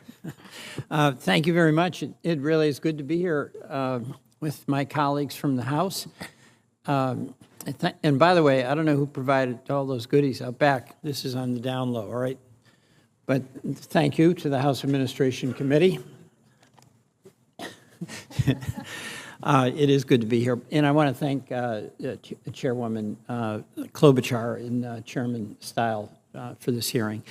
Number one, I just want to thank all of you for the work you do, especially everybody who's been involved since January 6th. I mean, obviously, incredibly traumatic event. I know folks suffered more than our officers. And it's just astonishing because for a lot of the officers, the experience has not left them. And I also just want to acknowledge that, as is always the case after that happened, there have to be investigations. There are different points of view about what and how it happened, who should have done what. But bottom line, I think you all have done a really good job. And I, just as a person who serves here and benefited from the work that you all have done, I want to express my gratitude to you. So thank you. I do want to just go back, Chief Manger, to some of the questions that Mr. Morelli was asking about mental health. I mean, that's a tough topic. Officers are tough people. And they do their job, and they have no expectation that they'll do anything less than what is required. But on the end of the day, some of the experiences that our officers had were pretty tough. And also, I wonder whether at times when there has been so much political discussion about what happened, who was at fault, what does it mean, that diminishes the reality of what folks on the front line did that day to protect us here. So maybe you can just talk about morale and what we can do to be supportive of the people who protected us and stood up and did their duty. So certainly January 6th had a devastating impact on morale. And a lot of it was directed toward the officers feeling that the department, the leadership, let them down. Mm-hmm. Things as simple as just having the equipment that they needed, they didn't have. But as time went on, and I guess the political discussion about January 6th did in fact impact my officers as well. They felt like they were doing, the job they were paid to do, acted very bravely and fought courageously that day. And then you had folks, frankly, no offense, on both sides of the aisle, who were critical of had their own agendas for about what happened, and oftentimes it certainly impacted my officers to feel like they were being disrespected or not, that somehow they were at fault for what occurred. And I spent a lot of time ensuring that, making sure they knew that the one thing that did not fail that day was the courage of the men and women of this police department. Well, I'm sure I speak for everybody up here in saying we agree with that. So thank you. Ms. Gibson, the Senate Rules and Homeland Security Joint Report recommended the board streamline its policies and procedures. In last Congress, you took steps to address this, including implementing an electronic approval process. I just want you to comment on what steps the board is taking to make sure the board is responsive to department requests and how that's going. Thank you, Senator. So the electronic approvals was a big one. Previously, requests from the department were hand-walked around to various members of the board for them to sign things. We can now sign things electronically, and I've seen instances where, within 5 minutes, every electronic signature is in. I would say also we do not need to wait for a formal board meeting to field a request from the department or to make a decision. And there have been any number of occasions when a member of the board has raised an issue that they thought needed immediate discussion, and we are able to convene a meeting either virtually or in person to ensure that is discussed. We are looking at other ways in which we might further expedite and streamline. I think some of the recommendations to remove some of the tactical decision-making from the board are good ones that would help to enhance our ability to really focus on strategic things. Okay, thank you very much. My time. Thank you. Representative Torres is recognized. Thank you, Chairman, and thank you, Senator Amy Klobuchar, for being for allowing us to come and join you today. Thank you for also working with me on the 911 Saves Act. As you know, 911 dispatchers, police dispatchers across the country deserve to be recognized as the first responders that they are. So thank you for being my partner in doing that. Thank you to our guests for being here today. Chief, thank you once again. Last week, the Oversight Subcommittee on House Administration held a hearing with the Capitol Police Inspector General. During that hearing, the Inspector General indicated that he had closed out recommendations based on reforms undertaken in, and I'm going to quote, in the spirit of those recommendations. Mr. McFarland, in general, is it common practice in government for IG recommendations to be closed based on agency compliance with the spirit of the recommendations? Congresswoman Torres, as it relates to the compensating control, it's not uncommon that this has happened before, including the predecessor to the current IG also did the same measures. Are you made aware when those recommendations are made to be closed in the spirit, and do you typically agree with them, or is there some discussion that happens? I think what the good news is, we were unaware at first when I first got here, of being here just 7 months. We were unaware that some things were being closed out, but once we found out that they were being closed out with these compensating controls, we immediately took action to actually remedy the situation by making sure that the board is now informed of, since May, I think it's May, that that we will be notified of any of these controls come forward. I'm pleased to announce that nothing has come forward that way since, but yes, ma'am. I'm going to give you an example why this is so important to me and why it gives me such heartburn when I read Recommendation 20. On January 6th, I found myself, as well as other colleagues, stranded on the balcony, 45 minutes, face down, crawling from one side of the balcony to the other, without a place to really hide, with no, with basic security. We had one officer on our side.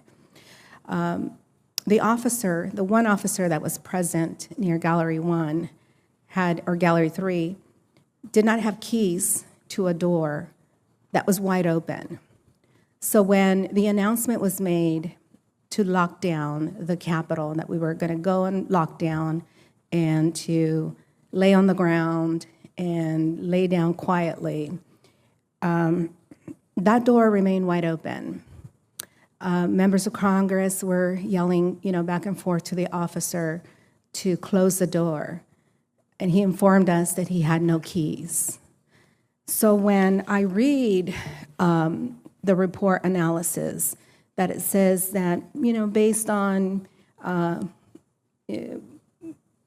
common practice, there is a process to keep those doors or to have somebody secure those doors or have access to keys. What is that process?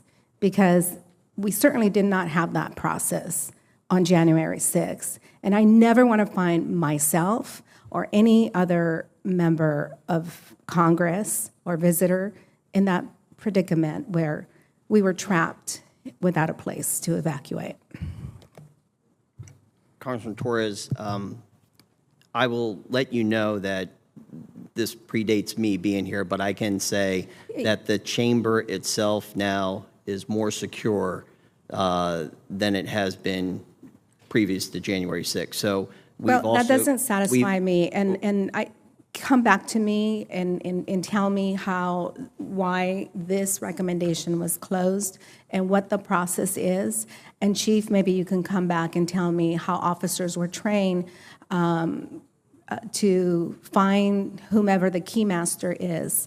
I mean, at that time, and it's not your responsibility, but the AOC was conveniently, in another state, while the rest of us were trapped.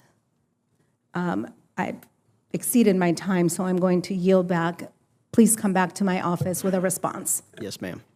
Thank you. Dr. Murphy is recognized for 5 minutes.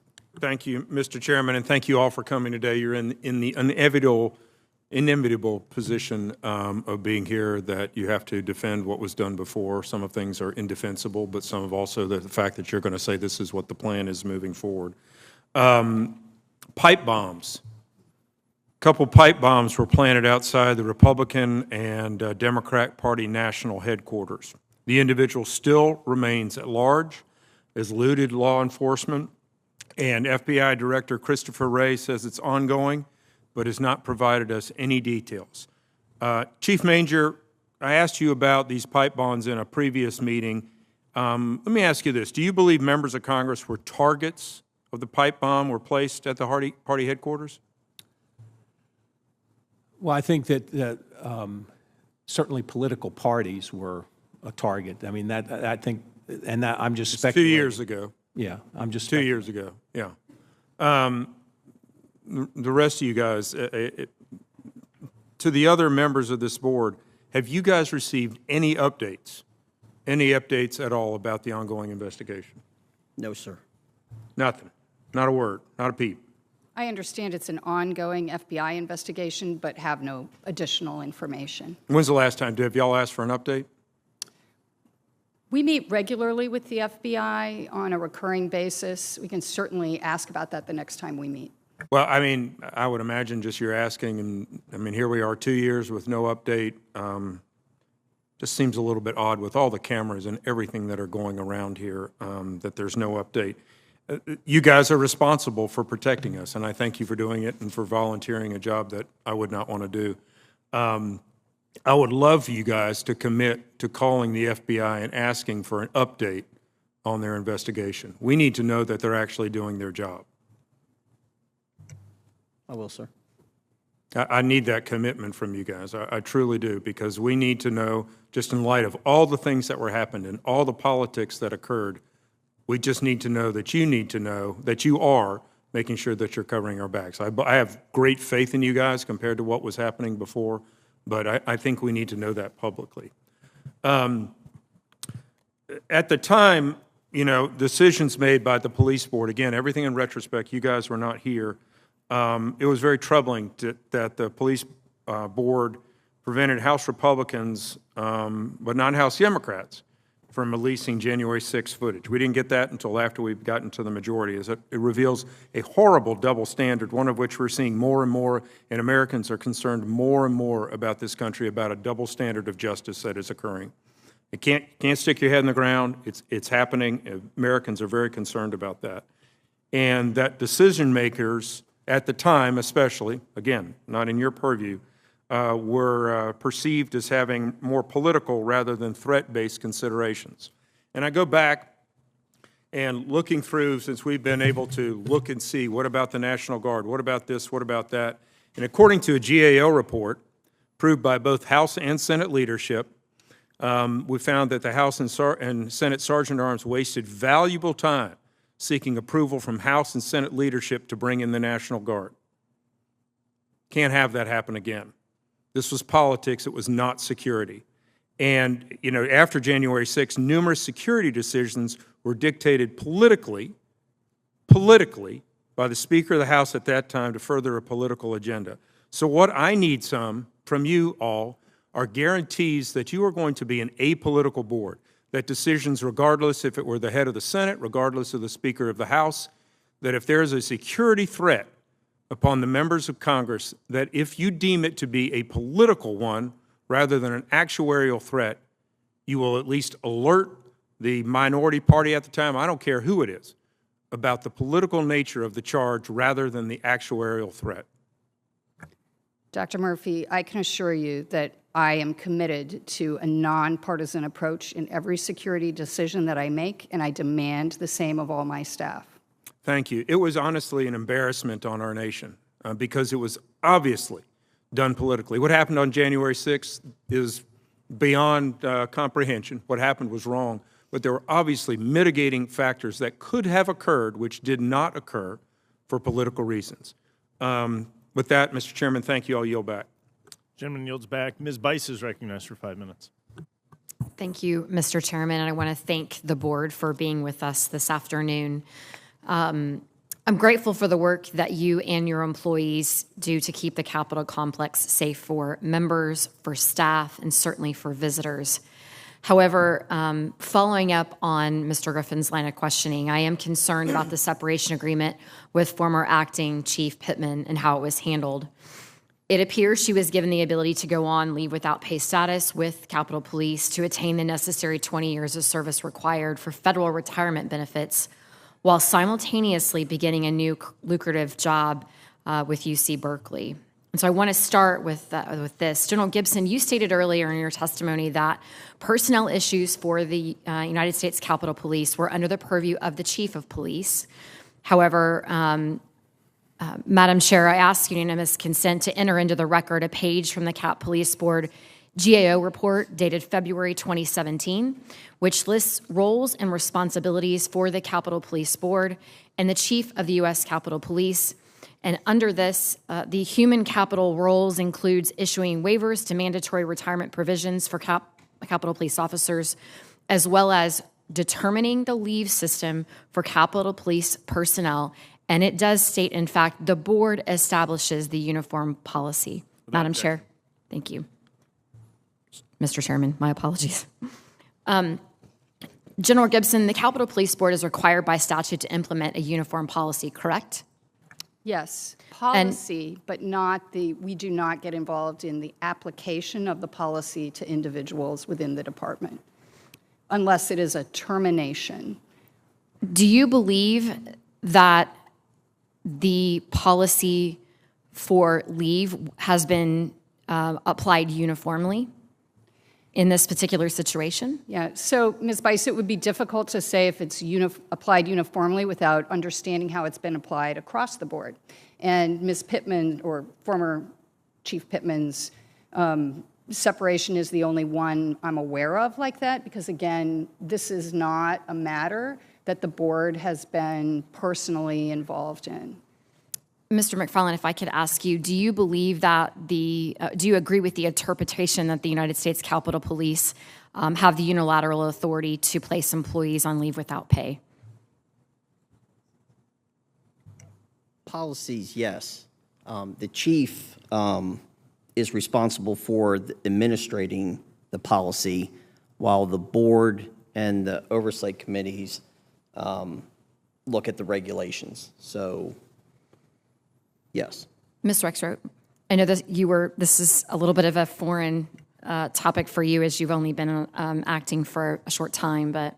Yes, it would be hard for me to answer that one without the full details, and I don't have the full details, so I apologize. So this is my concern. We mentioned at the beginning of this hearing that we've worked hard to improve processes and sort of, clarify issues, come together. But on this particular topic, I think there's disagreement. It's very clear that there's sort of this, we're not quite sure. We think the board can, but the board has the ability, the chief can unilaterally make these decisions.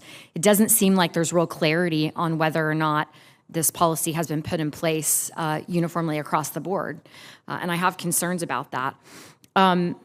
I want to also talk about the non-disclosure agreements, if I may, Chief. It's been widely reported that at least one former U.S. Capitol Police signed a non-disclosure agreement when he left, and additionally, former Officer Pittman also signed a separation agreement prohibiting her from sharing that information.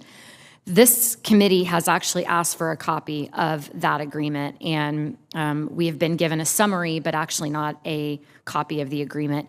The reason given was that Ms. Pittman was prohibited from doing so in the agreement. Would you be willing to offer this agreement to this committee to be able to review? The summary has absolutely everything that's included in the agreement. Would you be willing to give us a copy of the actual agreement that was signed by Ms. Pittman and yourself and legal counsel? I'd have to go check with my general counsel before I answered that. Okay. Mr. Chair, my time is almost expired, so at this time I yield back. Gentlewoman yields back. Ms. Lee is recognized for 5 minutes.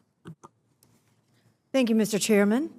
I'd like to focus on the subject of the Inspector General process. And as we know, the Inspector General reviews the processes and procedures of the Capitol Police from time to time, makes recommendations on areas where we might need to see improvement, and then, of course, we track, and you all, as a board, track implementation of that improvement. And I'd like to talk a little bit more detail about how that happens and the status of some of those improvements. Last week, we had Inspector General Ron Russo testify in front of our Oversight Subcommittee in the House Administration Committee. And he shared with us that some of the Inspector General's recommendations had been designated as closed, even though there had been some internal modification to what exactly was changed or improved or implemented. We have heard and have been tracking closely in this committee the progress of those changes, implementation of the Inspector General's recommendations, and of course, our shared interest in ensuring that we are equipping and implementing the best practices that we can identify for our Capitol Police.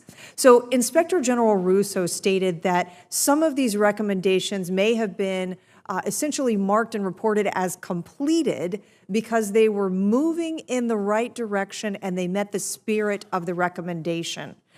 In essence, the recommendation itself, the thing that needed to be fixed or was recommended to be fixed, had been altered in some way, but nonetheless marked as closed.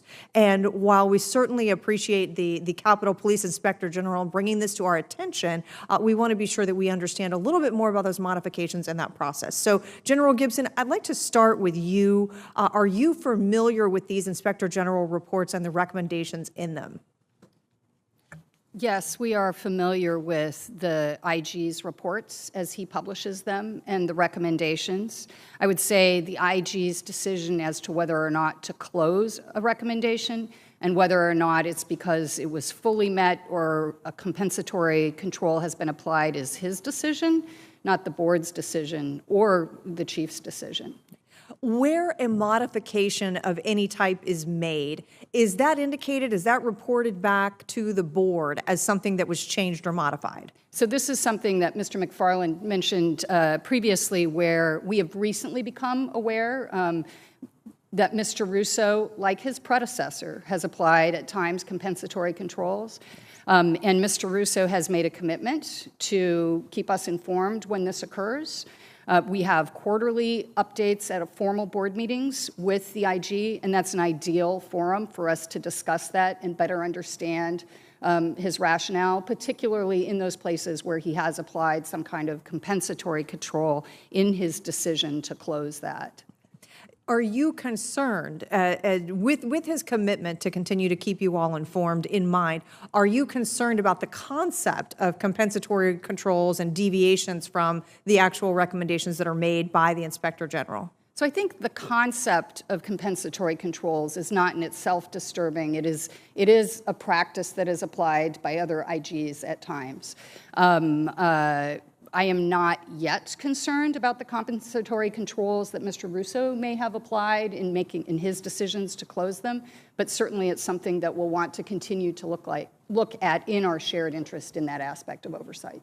And as part of your oversight role, will you all be making an assessment, an independent assessment essentially, of whether you think any modification, any compensatory control is still done in a way that truly does meet that objective, the objective of the recommendation in the first place? So it's a hypothetical, but certainly our IG working group that is working closely to dig into the details of those reports, I would expect them to bring that to our attention should they find such an instance. All right. And Chief Manger, anything that you would add on this subject and how you view this from an operational perspective? So we very carefully document our actions, the IG's response to our actions, and it is logged in and it is available to this committee, to the board, and it gives specific detail about what actions we've taken. So I want to say for the record that we are not we're not changing the target. I mean, we are complying with the recommendation, and it's solely the IG's decision whether to close it or not. Thank you. It's all documented. All right. Thank you, Chief. Mr. Chairman, I yield back. The gentlewoman yields back. Mr. Loudermilk's recognized for 5 minutes. Well, thank you, Mr. Chairman. Thank you all for being here.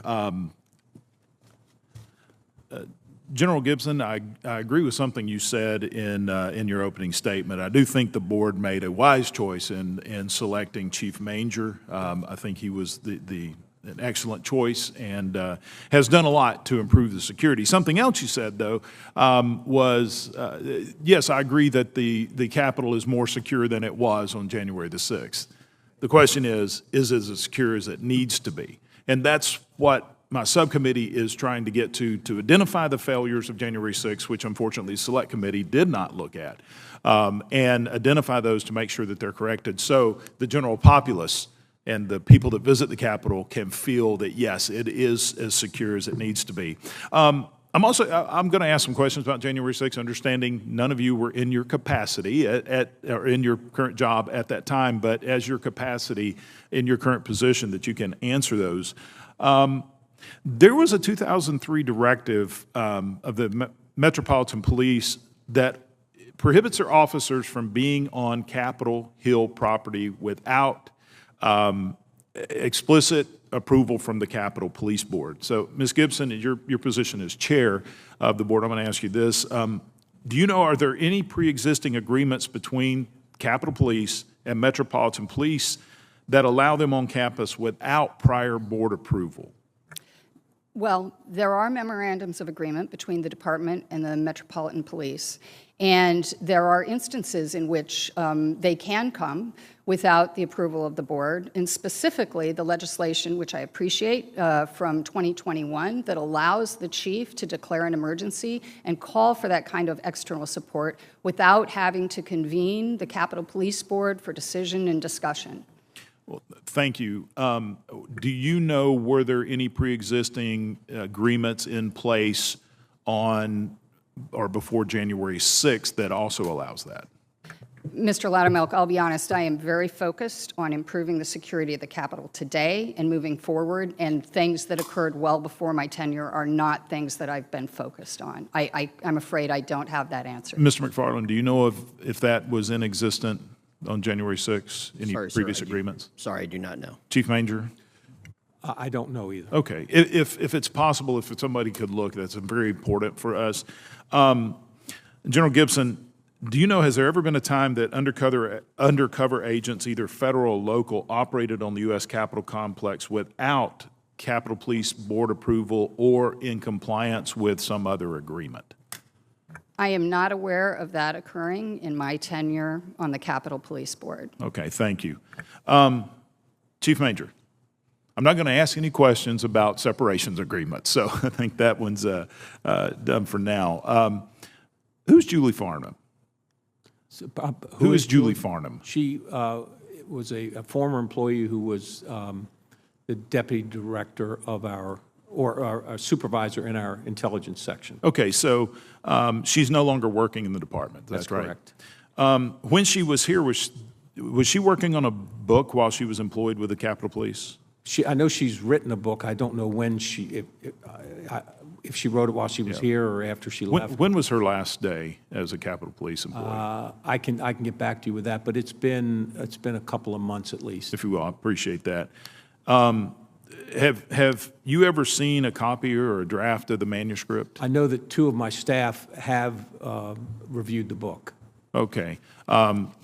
McFarland, have you ever seen a copy or a draft of that? Yes, we have a copy for security review. Okay.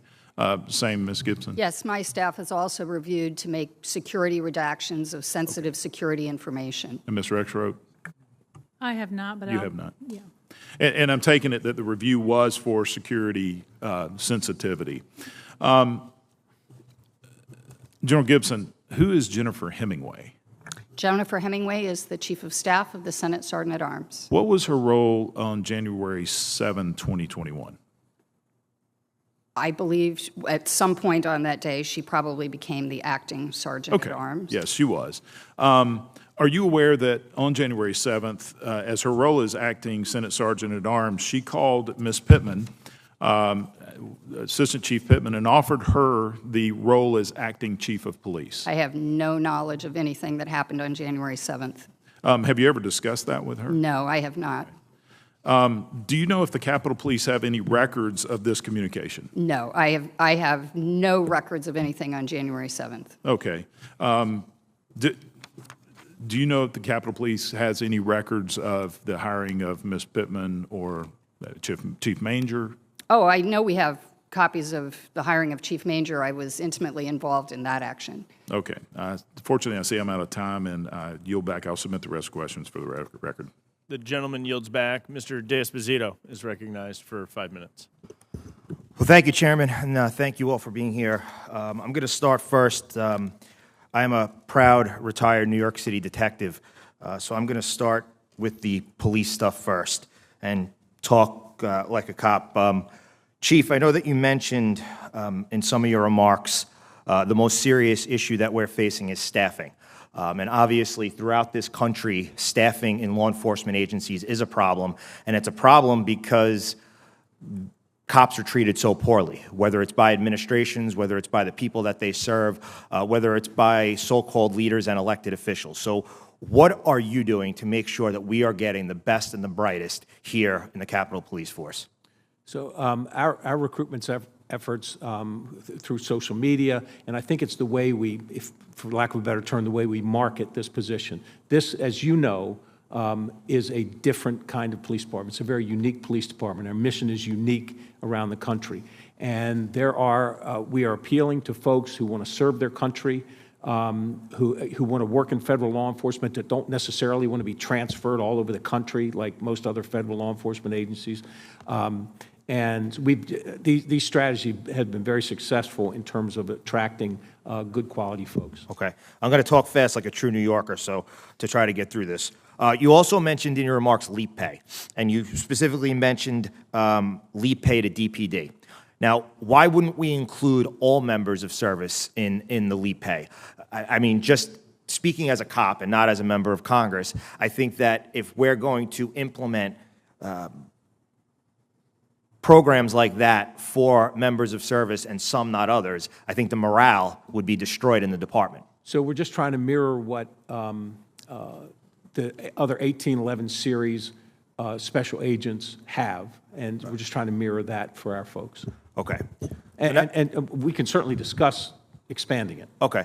At the Inspector General Oversight hearing last week, Capitol Police Inspector General stated that he supported the United States Capitol Police implementing specific whistleblower protections. Ms. Rexroad, do you agree that the United States Capitol Police should implement specific whistleblower protections? I'm not sure about the Capitol Police, sir, but I know that for whistleblower protection, just in general, I would be an advocate of that. Okay, Mr. McFarland, do you agree? Yes, I agree. Ms. Gibson, do you agree? Absolutely. Whistleblowers must be protected and cannot be retaliated against. Chief, since you appeared before our committee months ago, have you implemented specific whistleblower protections? There are regulations that prohibit discrimination and harassment of employees that I think can be used to ensure the protection of whistleblowers. Okay, so will you commit to expand on them by the end of the year? It's one of the most serious issues that we're talking about as a committee. I think that what's already in place needs to be expanded. Whistleblowers should be protected. True whistleblowers should be protected. Will you commit to work with us by the end of the year to expand? I can certainly work with the committees on it, absolutely. Ms. Gibson, why hasn't the Capitol Police Board directed the United States Capitol Police to implement specific whistleblower protections?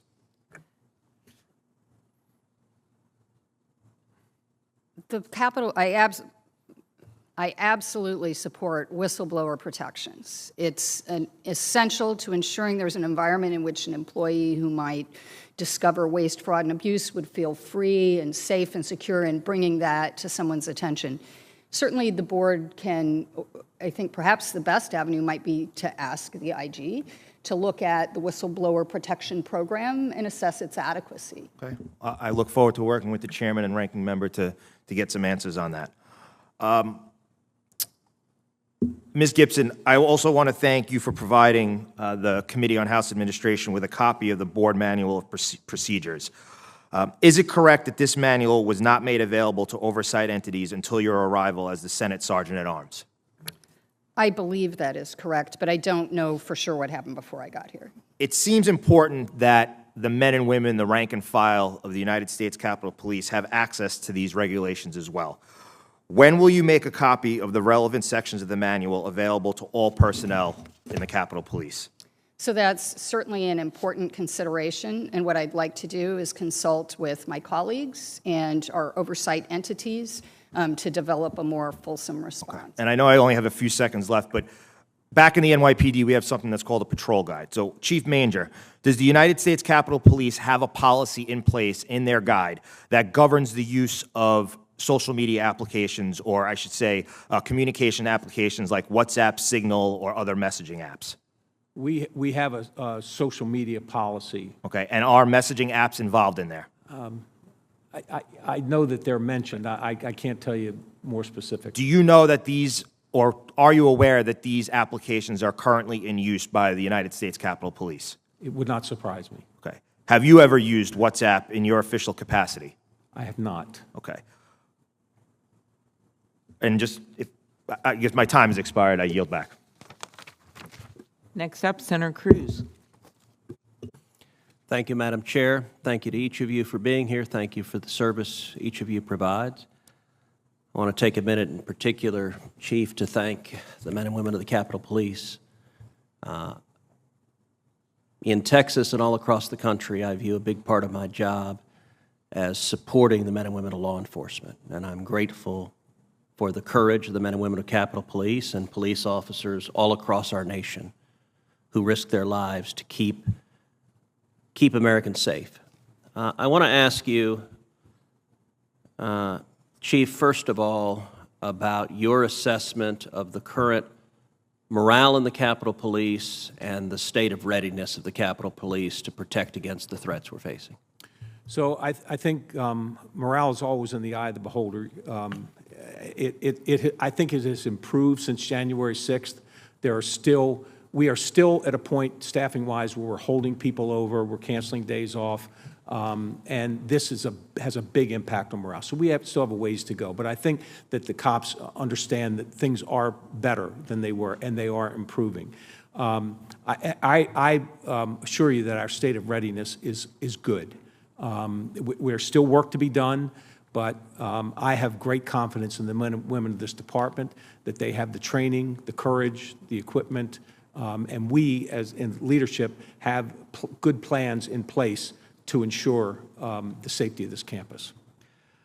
Well, I'll tell you one concern that I have, and it's a growing concern, which is the rise of threats that are directed against lawmakers and lawmakers of both parties. We have seen an explosion of threats of violence against members of both parties. According to CBS News, Capitol Police investigated 7,500 cases of potential threats against lawmakers in 2022 alone. That is nearly double what the number of threats were in 2017. We have also seen multiple instances, whether it was the horrific shooting at the congressional baseball game where you had a deranged lunatic who came with the explicit objective of murdering Republican members of Congress. And it is only because of Steve Scalise, Capitol Police detail that happened to be there that deranged lunatic was stopped and killed. Had Congressman Scalise been late that morning, had he decided to take his kids to school that morning instead of going to the congressional baseball practice, there was no one else there that had a detail. And had Steve Scalise not been there that morning, the outcome of that morning likely would have been 2 dead senators and a dozen or more dead House members shot defenselessly in a bullpen in Northern Virginia. We have seen instances escalating from there, including we had a member of Congress attacked in the elevator of her apartment building. We had, tragically, a Senate staffer repeatedly stabbed in broad daylight here in Washington, D.C., just a couple of blocks from this hearing room. I am very concerned with this rising level of threats, and I fear we're going to wake up one day and somebody's going to be killed. On either side of the aisle, the number of lunatics who are seeking to do harm is growing. And so I want to ask you, what is your view of what needs to be done to prevent that, to ensure that we can protect the safety of lawmakers on both sides of the aisle in both houses from the growing and serious threats of violence and specific violence targeting individual members? So the first step is for our Intelligence Bureau, which has been greatly expanded, to continue to be proactive in scrubbing social media to try and locate these threats. And so many of these threats, and you know this, Senator, we actually get them from the staffs of the members. But we also are able to pick some of these up early so that we can mitigate them as quickly as possible. In my budget, I've requested additional investigative agents because of the caseload. 500 cases per year per investigator, which is just unmanageable, and we need to do better than that. We also are working with state and local police departments all around the country to assist us in ensuring protection for members at events when they're in their home districts. But we've got to continue to, I know we're short on time. We need to do a better job at protecting members when they're home, their families. Obviously, we have the tragic attack of Nancy Pelosi's husband at home, and all of our families are at risk.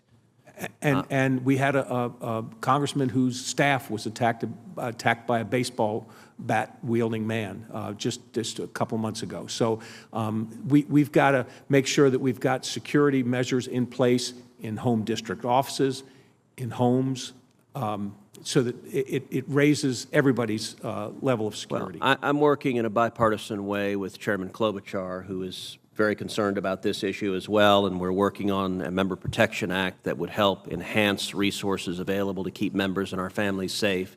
And I hope with each of you here that you will work with us to try to address this problem so that we can address it proactively on the front end rather than being confronted with tragedy on the back end. We're committed to do that, sir. Thank you.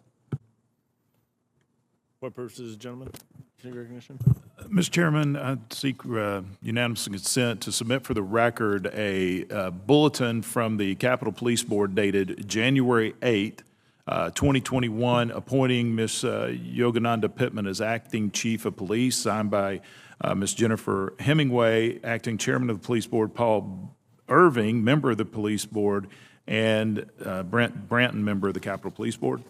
Without objection. I also request unanimous consent to submit for the record the testimony of Paul Irving dated February 23, 2021 to the Senate Committee on Homeland Security and Government Affairs, where he testified that he resigned his position effective January 7th. He resigned as House Sergeant at Arms effective January 7th, 2021, a day before he signed the appointment of Ms. Yogananda Pittman.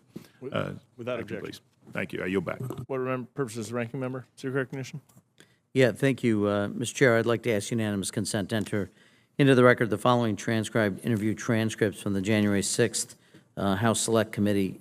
2 transcripts of former House Sergeant at Arms and Commanding General of the D.C. National Guard, General William Walker's interviews with the Select Committee, dated December 13th, 2021 and April 21st, 2022, respectively. Transcript of Acting Assistant Chief of the Capitol Police, Sean Gallagher's interview with the Select Committee dated 11 January 2022. A transcript of former Acting Police Chief Pittman's interview with the Select Committee dated January 13th, 2022. Transcript of former House Sergeant at Arms Paul Irving's interview with the Select Committee dated March 4th, 2022.